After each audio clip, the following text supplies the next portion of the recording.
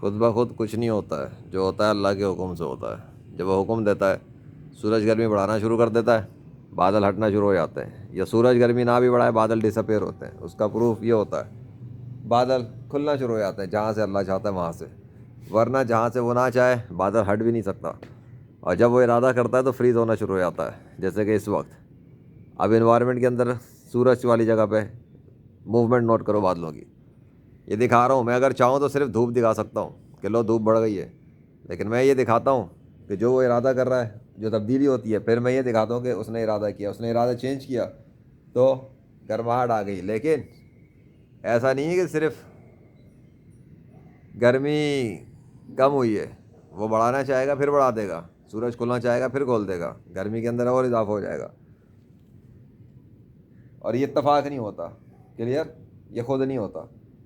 دیکھتے جاؤ ادھر، اور میرے چہرے پہ گرمی بڑھتی آ رہی ہے۔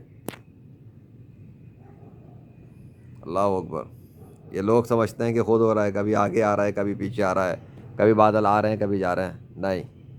یہ اس کے ارادوں سے ہوتا ہے، بغیر گوٹ کے یہ کام ممکن ہی نہیں ہے کہ آنن فانن آسمان کا منظر بدل جائے گرماہٹ کے اندر۔